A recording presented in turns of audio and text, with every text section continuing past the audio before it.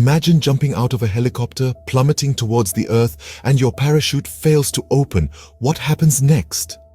Your heart pounds, adrenaline surges through your veins as the ground rushes to meet you.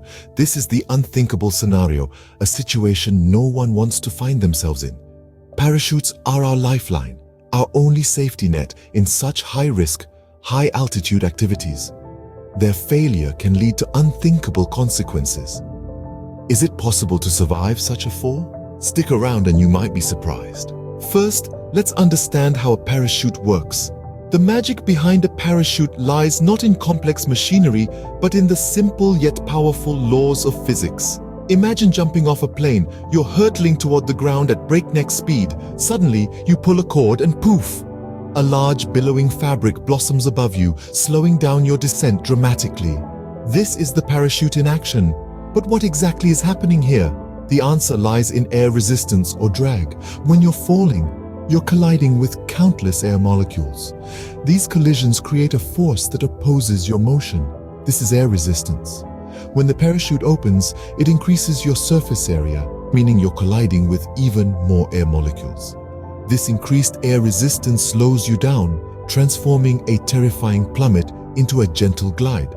Now let's delve into the parts of a parachute that make this possible. First, we have the canopy, the large, typically dome-shaped fabric that catches the air. Made from lightweight but strong materials like nylon, it's designed to withstand the sudden force of opening and the continuous strain of descent. Then there are the lines, which connect the canopy to the harness. These lines are not just for show. They are meticulously arranged in a way that evenly distributes the weight of the person using the parachute, ensuring a stable descent.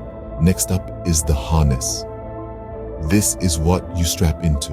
It's designed to be comfortable and secure, allowing you to control your descent and land safely. And finally, we have the pilot chute. This is a smaller parachute that's released first when you pull the cord. Its job is to catch the air and pull out the main parachute. It's a crucial part of the system, as without it, the main parachute wouldn't deploy correctly. So, there you have it.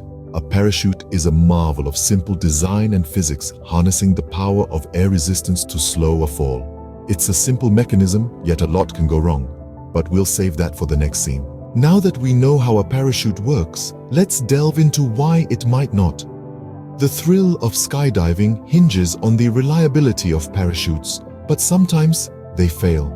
And when they do, it's often due to a handful of common reasons. One of the most prevalent causes is improper packing. A parachute is a complex piece of equipment. It's not just a sheet of fabric. It's a system of lines, straps, and a pilot chute. If it's not packed correctly, the parachute might not deploy as planned. It's like trying to untangle a ball of yarn in midair. Not an easy task, I assure you. Another common issue is tangled lines.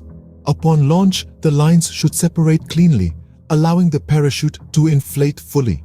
If the lines get tangled, the parachute can't open properly, and it might not slow your descent enough to land safely. Lastly, a faulty pilot chute can also lead to a disastrous skydive. The pilot chute is responsible for pulling the main parachute out of its bag. If it's faulty, it might not generate enough drag to deploy the main parachute. These are just a few examples of what can go wrong. The intricacies of parachuting demand precision and attention to detail. It's not just about taking the leap. It's about making sure you've done everything in your power to guarantee a safe landing. Knowing these failures, it's crucial to double-check everything before jumping.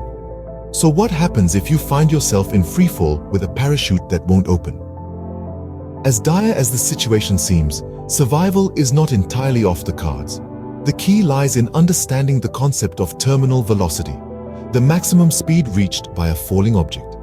In freefall, a human body can hit speeds of around 120 miles per hour. But if you adopt a specific body posture, spread your arms and legs, and arch your back, you could reduce this speed by about 20%. The next step is to aim for softer ground. Swamps, snow, or dense vegetation can significantly cushion your landing.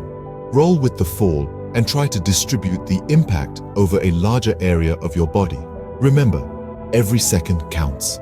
Adjusting your body position, choosing your landing spot, and preparing for impact could mean the difference between life and death. It's a grim scenario to envisage, but knowing these survival techniques can make a world of difference.